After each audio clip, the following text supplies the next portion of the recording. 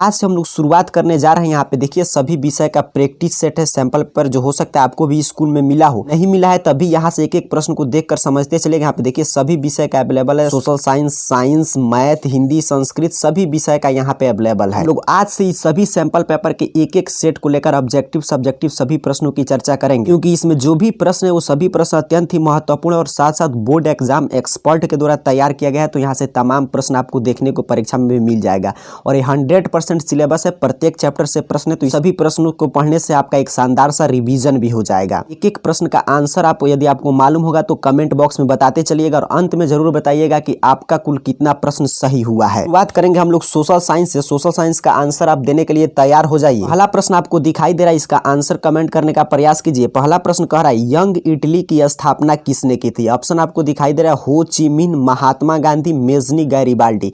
बिल्कुल आसान लेकिन महत्वपूर्ण प्रश्न है। आप जानते हैं यंग इटली की स्थापना मेजनी ने की थी, तो इसका सही आंसर हो जाएगा ऑप्शन सी। नंबर प्रश्न कह रहा है भूमि, शांति और रोटी का नारा किसने दिया था? ऑप्शन आपके सामने है हिटलर, लेनिन, केरेंस्की, जार निकोलस द्वितीय। जो आपको सही लग रहा है उसको आंसर कमेंट में जरूर बताते चलिएगा। भूमि, शांति और रोटी का नारा जो है आपके लेनिन ने दिया था, तो इसका सही आंसर हो जाएगा ऑप्शन बी। चलिए आगे बढ़ेंगे। तीसरा नंबर प्रश्न कह रहा है अंकोर वाट का मंदिर किस देश में है? जो स्टूडेंट इस चैनल से पीछे से जुड़े हैं उनको मालूम है, शायद 1 से 2 दिन पहले ये प्रश्न मैं आपसे टाइम में भी पूछा था, वहां भी आप लोगों ने बिल्कुल सही जवाब दिया था। यहाँ पे भी जवाब दीजिए, अंकोर वाट का मंदिर किस देश में है? अंकोर वाट का मंदिर जानते हैं कंबोडिया में है। बिल्कुल आसान प्रश्न, इसका सही आंसर हो जाएगा ऑप्शन सी। चौथा नंबर प्रश्न कर रहा है the history of the Laos of Vietnam के लेखक कौन है? ऑप्शन आप देख पा रहे हैं, आपको दिखाई दे रहा है। आंसर कमेंट कीजिए कि इस चारों में से कौन जो है the history of the loss of Vietnam के लेखक हैं? हान बोई चाउ जो है history of the loss of Vietnam के लेखक है, तो इसका आंसर हो जाएगा ऑप्शन बी। नंबर प्रश्न आपको दिखाई दे रहा है गद्दर पार्टी की स्थापना किसने की थी? तो गद्दर पार्टी की स्थापना लाला हरदयाल ने की थी, तो इसका सही आंसर हो जाएगा ऑप्शन सी। नंबर प्रश्न देखिए पूछा है जालियांवाला बाग हत्याकांड का संबंध निम्नलिखित में से किस तिथि से है? तो यहाँ पे ऑप्शन आपके सामने 4 दिखाई दे रहा है। देखिए जालियांवाला बाग हत्याकांड आप जाते हैं 13 अप्रैल 1919 ईस्वी को हुआ था, तो इसका सही आंसर हो जाएगा ऑप्शन सी। आगे बढ़ेंगे। 7 नंबर प्रश्न कर रहा है वल्लभ भाई पटेल को सरदार की उपाधि किस आंदोलन के दौरान दी गई थी? इस आंसर कमेंट कीजिएगा। वल्लभ भाई पटेल को सरदार की उपाधि किस किसान आंदोलन के दौरान दी गई? हरदोली आंदोलन के दौरान भाई पटेल को सरदार की उपाधि दी थी, तो सी इसका राइट आंसर कर देना है।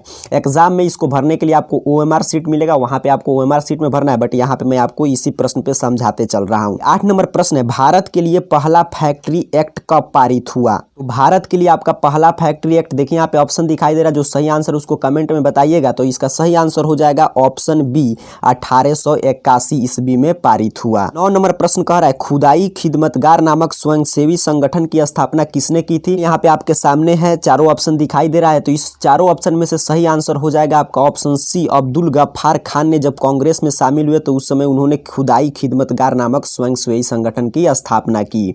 10 नंबर प्रश्न सोम प्रकाश नामक साप्ताहिक पत्रिका का संपादन किस भाषा में प्रारंभ हुआ था? ऑप्शन आपके सामने है, हिंदी में, उर्दू में, गुजराती में, बंगला में। तो परीक्षा में भी ये प्रश्न आएगा, तो इसका सही आंसर हो जाएगा ऑप्शन डी, बंगला में। 11 नंबर प्रश्न है विश्व में प्रथम मुद्रण की शुरुआत कहाँ हुई थी? तो आंसर आप जल्दी से कमेंट बॉक्स में बताइएगा। कह रहा है विश्व में प्रथम मुद्रण की शुरुआत कहाँ हुई थी? भारत में, जापान में, चीन में, अमेरिका में। तो इसका सही आंसर हो जाएगा ऑप्शन सी, चीन में। बिल्कुल फास्ट यदि आपको आंसर मालूम है तो कमेंट आंसर देते चले, क्योंकि अंतिम समय तो इसमें आपको प्रश्न देखते ही, और ये सोशल साइंस है, ऐसे भी मैथ नहीं है कि आपको ज्यादा सॉल्व करने की आवश्यकता है, देखते ही आपको आंसर कमेंट कर देना चाहिए।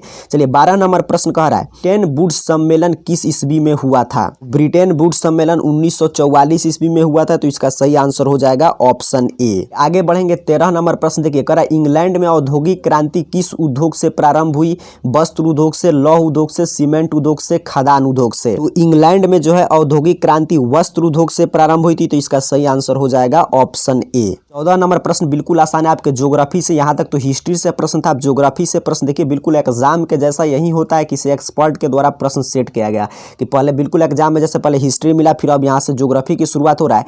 कह रहे संसाधन होते नहीं बनते हैं, यह प्रसिद्ध उक्ति किसकी है? तो यहाँ पे ऑप्शन दिखाई दे रहा है, बिल्कुल आसान प्रश्न है, तो इसका सही आंसर हो जाएगा ऑप्शन डी जिमरमैन की। और यहाँ पे एक और खासियत है, देखिए हिस्ट्री के सभी चैप्टर से लगभग यहाँ पे आपको प्रश्न मिल गया। उसी तरफ ज्योग्राफी की शुरुआत हो रहा है, इसे आपका रिवीजन भी करते चलिए। प्रश्न पत्र को आप पलटेंगे इस साइड और 15 नंबर प्रश्न का जवाब देने के लिए तैयार रहिए। भी स्टूडेंट अभी तक इस वीडियो को लाइक नहीं किए, लाइक जरूर कीजिए। यदि आप लोग लाइक करते हैं तो ऐसे ही हम लोग डेली जो सभी सेट मैंने आपको दिखाया, science, social science, Hindi, Sanskrit, सभी का जो एक एक सेट है इसको डिस्कस कर लेंगे। 15 नंबर प्रश्न ध्यान से पढ़िएगा, आंसर कमेंट में बताइएगा। कह रहा है महानदी गोदावरी, कृष्णा और कावेरी नदियों द्वारा निर्मित डेल्टाओं का निर्माण किस मृदा से हुआ है? कुल महत्वपूर्ण प्रश्न है। ऑप्शन है काली मृदा से, जलोढ़ मृदा से, पीली मृदा से, लैटराइट मृदा से। 15 नंबर प्रश्न का आपका सही आंसर हो जाएगा ऑप्शन बी, जलोढ़ मृदा से। महानदी गोदावरी, कृष्णा और कावेरी नदियों द्वारा निर्मित डेल्टाओं का निर्माण जलोढ़ मृदा से होता है, तो इसका सही आंसर हो जाएगा ऑप्शन बी। 16 नंबर प्रश्न कह रहा है तीव्र निछालन के फलस्वरूप किस प्रकार के मृदा का निर्माण होता है? तीव्र निछालन के फलस्वरूप लैटेराइट मृदा का निर्माण होता है, तो इस प्रश्न का सही आंसर हो जाएगा ऑप्शन सी, राइट आंसर होगा। 17 नंबर प्रश्न की बात करें तो कह रहा है पंजाब हरियाणा में जल क्रांतता की समस्या का मुख्य कारण क्या है? आपको दिखाई दे रहा है अति पशुचारण, अति सिंचन, रसायनों का अत्यधिक उपयोग, वनों उन्मूलन। पंजाब हरियाणा में जल क्रांतता का मुख्य कारण अति सिंचन है, अर्थात कि अति सिंचाई है, तो इसका सही आंसर हो जाएगा ऑप्शन बी। 18 नंबर प्रश्न की बात करें तो कह रहा है इंद्रपुरी जलाशय योजना निम्नलिखित में से किस नदी घाटी परियोजना से संबंधित है?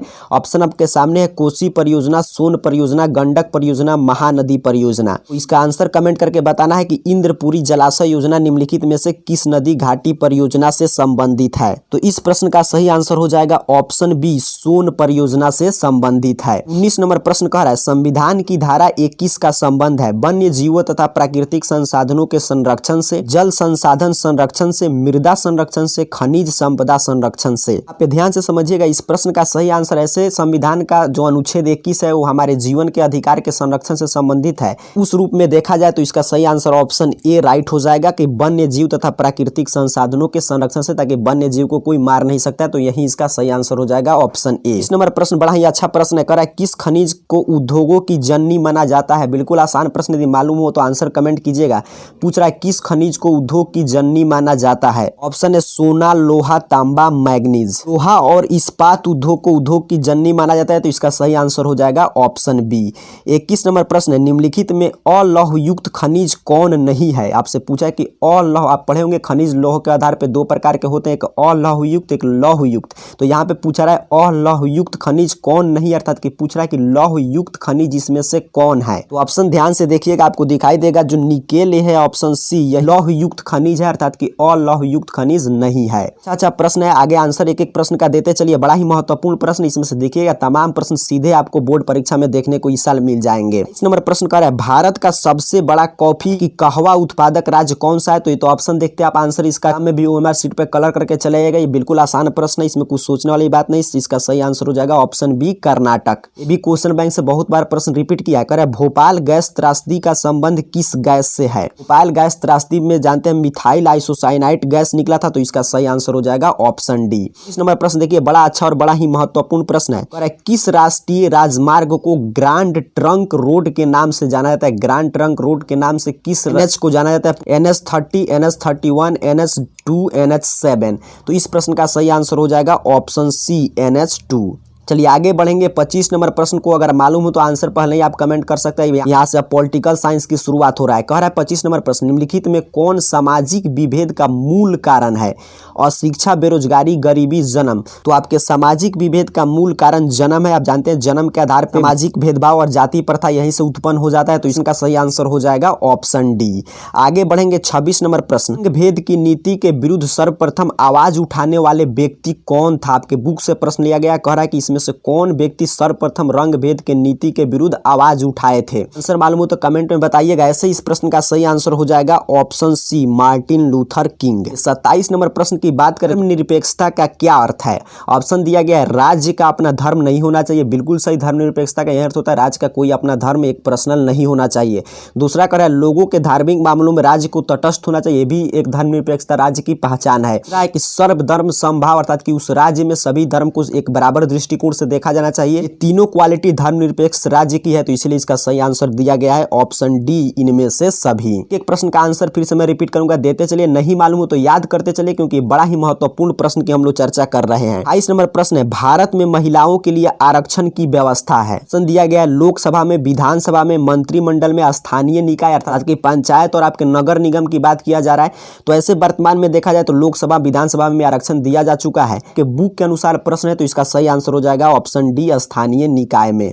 39 नंबर प्रश्न कह रहा है आपसे, राज्य पुनर्गठन आयोग की स्थापना किस वर्ष की गई थी। ऑप्शन दिखाई दे रहा है 1947 में, भी रिपीटेड प्रश्न और बड़ा ही साल के लिए महत्वपूर्ण प्रश्न है।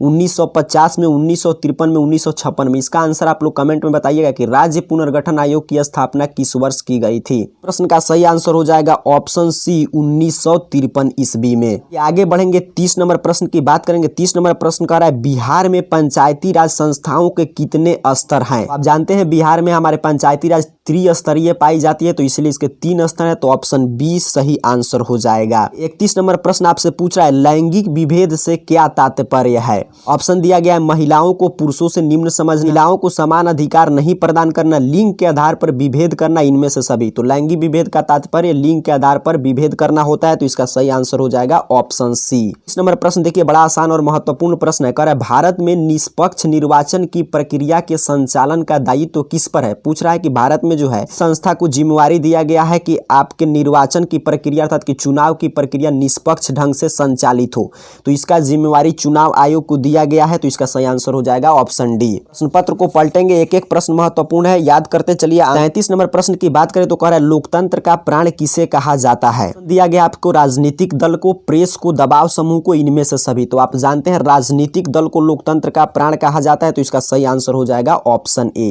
34 नंबर प्रश्न आप देखते ही आपको आंसर कमेंट कर देना चाहिए। पूछ रहा है, चिपको आंदोलन का संबंध किस राज्य से है। ऑप्शन दिया गया उत्तराखंड से, पंजाब से, झारखंड से, छत्तीसगढ़ से। तो जानते हैं आप चिपको आंदोलन का संबंध उत्तराखंड से है, ऑप्शन ए इसका राइट आंसर हो जाएगा। 30 नंबर प्रश्न भी बड़ा ही आसान और बहुत बार पूछा गया आपके बोर्ड परीक्षा में प्रश्न है। कह रहा है, भारत में किस प्रकार की अर्थव्यवस्था है। इसमें आपको ऑप्शन पढ़ने की कोई आवश्यकता नहीं, आप जानते हैं भारत में मिश्रित अर्थव्यवस्था है, तो इसका सही आंसर हो जाएगा ऑप्शन बी। चलिए आगे बढ़ेंगे। 36 नंबर प्रश्न कह रहा है, भारत में प्रथम पंचवर्षीय योजना का कार्यकाल क्या है। आंसर कमेंट में बताइएगा, यदि नहीं मालूम हो तो याद चलिए, क्योंकि ये भी प्रश्न बड़ा ही महत्वपूर्ण है। अब यहाँ से आप जानते हैं इकोनॉमिक्स के प्रश्न की शुरुआत हो चुका है 35 नंबर प्रश्न से। भारत की प्रथम पंचवर्षीय योजना का कार्यकाल क्या था, आपसे पूछ रहा है। 1951 से 56, तो ऑप्शन सी इसका सही आंसर हो जाएगा। कृषि उदाहरण है, प्राथमिक क्षेत्र, द्वितीय क्षेत्र, तृतीय क्षेत्र, चतुर्थ क्षेत्र। तो आप जानते हैं प्राथमिक क्षेत्र को हम लोग कृषि क्षेत्र के नाम से जानते हैं, द्वितीय क्षेत्र को उद्योग क्षेत्र से और तृतीय क्षेत्र को सेवा क्षेत्र के नाम से जानते हैं, तो ए इसका राइट आंसर हो जाएगा। 30 नंबर प्रश्न थोड़ा सा अच्छा है, ध्यान से समझकर आंसर देने का प्रयास कीजिए। औपचारिक या संस्थागत साख के साधन के अंतर्गत नहीं आता है। पूछ रहा है कि कौन सा इसमें से जो संस्था है वो संस्थागत साख के अंतर्गत नहीं आता है। आप जानते हैं साख देने वाली 2 प्रकार की संस्थाएं होती है, एक होता है संस्थागत अर्थात की औपचारिक संस्था, दूसरा होता है आपका गैर संस्थागत साख अर्थात की अनौपचारिक साख। व्यवसायिक बैंक, भूमि विकास बैंक, सहकारी साख समिति, ये सभी संस्थागत साख है।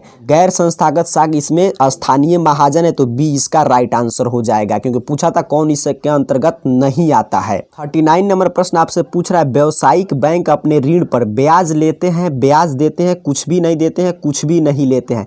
तो व्यावसायिक बैंक में यदि आप अपना पैसा जमा करते हैं तो उस पर व्यावसायिक बैंक आपको ब्याज देता है, लेकिन यदि आप व्यावसायिक बैंक से ऋण लेंगे तो आपसे वो ब्याज लेगा, तो इसका सही आंसर हो जाएगा। ऋण पे पूछा है तो ऑप्शन ए ब्याज लेते हैं। 40 नंबर प्रश्न भी रिपीटेड प्रश्न है, क्वेश्चन बैंक और बड़ा ही महत्वपूर्ण प्रश्न है हर साल के लिए। कह रहा है, भारत में किस वर्ष 14 प्रमुख बैंकों का राष्ट्रीयकरण किया गया था। तो इस प्रश्न का आंसर आपको यहाँ पे ऑप्शन दिखाई दे रहा है, इसका आंसर आपको कमेंट में बताना है कि भारत में किस वर्ष 14 प्रमुख बैंकों का राष्ट्रीयकरण किया गया था। 1969 में 14 प्रमुख बैंकों का राष्ट्रीयकरण किया गया था, तो इसका सही आंसर हो जाएगा ऑप्शन सी। चलिए 41 नंबर प्रश्न कर रहा है, ब्रिटिश काल में सर्वप्रथम भारत में राष्ट्रीय आय का आकलन करने वाले महत्वपूर्ण व्यक्ति कौन थे। आपसे कि ब्रिटिश काल में सबसे पहले किसने भारत के राष्ट्रीय आय का आकलन किया था, तो दादा भाई नौरोजी ने, तो डी इसका सही आंसर हो जाएगा। 41 नंबर प्रश्न था, ऐसे एग्जाम में आपको 40 ही प्रश्न का आंसर देना, चाहे 80 पूछे या 48 पूछे, बट हम लोग सभी प्रश्न की चर्चा कर रहे हैं क्योंकि सभी प्रश्न महत्वपूर्ण है। बट परीक्षा में आपको 40 ही प्रश्न बनाना है, कोई भी आप बना सकते हैं। 42 नंबर प्रश्न का है, मुद्रा वह धुरी है जिसके चारों ओर सारी अर्थव्यवस्था चक्कर काटती है, प्रसिद्ध युक्ति किस अर्थशास्त्री का है? तो याद रखिएगा, बिल्कुल आसान प्रश्न है। मार्शल ने मुद्रा के परिभाषा देते हुए कहा था कि मुद्रा वह धुरी है जिसके चारों ओर सारी अर्थव्यवस्था चक्कर काटती है। 43 नंबर प्रश्न भी आपके बुक से आ गया, मुद्रा चैप्टर से, मुद्रा वाला चैप्टर से भी प्रश्न कर, मुद्रा के विकास की प्रथम अवस्था है पत्र मुद्रा, धातु मुद्रा, वस्तु मुद्रा, शाख मुद्रा। कौन सी इसमें मुद्रा जो है मुद्रा के विकास की प्रथम अवस्था है? तो जानते हैं सबसे पहले वस्तु मुद्रा चला, फिर धातु, फिर पत्र, फिर शाख। तो इसका सही आंसर हो जाएगा ऑप्शन सी, वस्तु विनिमय प्रणाली सबसे पहले प्रचलित था। 4 नंबर प्रश्न कह रहा है, पूरे विश्व में उपभोक्ता अधिकार दिवस किस दिन मनाया जाता है? पूरे विश्व में 15 मार्च को उपभोक्ता अधिकार दिवस मनाया जाता है। तो इसका सही आंसर हो जाएगा ऑप्शन डी। 45 नंबर प्रश्न पूछ रहा है, किस नदी को बिहार के शोक के नाम से जाना जाता है? तो ऐसे भी आसान आसान प्रश्न पे आपको ऑप्शन पढ़ने की कोई आवश्यकता नहीं है, बट आपको ऑप्शन दिखाई दे रहा है, उसी नदी को बिहार का शोक कहा जाता है। तो ऑप्शन सी इसका सही आंसर हो जाएगा। 6 नंबर प्रश्न कह रहा है, महासागर के तली में होने वाले शक्तिशाली कंपन से कौन सी आपदा उत्पन्न होती है? तो महासागर की तली में होने वाले शक्तिशाली कंपन से सुनामी आता है। तो इसका सही आंसर हो जाएगा ऑप्शन सी। 47 नंबर प्रश्न देखिए, बड़ा अच्छा प्रश्न है, इस साल के लिए महत्वपूर्ण भी है। कह रहा है, औसत वार्षिक वर्षा की मात्रा में कितने प्रतिशत से अधिक की कमी आने पर सुखाड़ की स्थिति मानी जाती है? आपसे प्रश्न पूछ रहा है, औसत वार्षिक वर्षा में कितना प्रतिशत की कमी हो जाए, ये नहीं पूछा है कितना प्रतिशत हो। प्रबंधन में पढ़े होंगे कि यदि सामान्य से 75% वर्षा होता है तो सुखाड़ आता है, 50% आता है तो भयानक सुखाड़ आता है। कितना प्रतिशत? तो 100 में से 75 घटाइएगा तो 25%। ऑप्शन डी इसका राइट आंसर हो जाएगा। 8 नंबर प्रश्न, अंतिम प्रश्न प्रैक्टिस सेट का, करा निम्नलिखित में कौन मानव जनित आपदा है? इसमें सांप्रदायिक दंगा जो है मानव जनित आपदा है, बाकी सभी प्राकृतिक आपदा है। आज हम लोग आपके सोशल साइंस के शानदार सा प्रैक्टिस सेट डिस्कस किए। कमेंट बॉक्स में अपने नाम के साथ जरूर बता दीजिएगा कि आपका 48 में से कुल कितना प्रश्न सही हुआ है। और यदि आप इस वीडियो को अच्छा से लाइक करते हैं तो आगे हम लोग इसके सब्जेक्टिव प्रश्न के साथ साथ ये सभी जो भी सैंपल पेपर देखें यहाँ पे मौजूद है, साइंस और सभी विषय का, इन सभी पेपर की चर्चा करेंगे। तो लाइक जरूर कर दीजिएगा और साथ ही साथ नीचे कमेंट बॉक्स में बताइएगा कि आगे के आप इस साइंस और सभी विषय की क्लास चाहते हैं कि नहीं। वैसे क्लास लेकर हम फिर उपस्थित होंगे, तब तक के लिए आप सभी को बहुत बहुत धन्यवाद।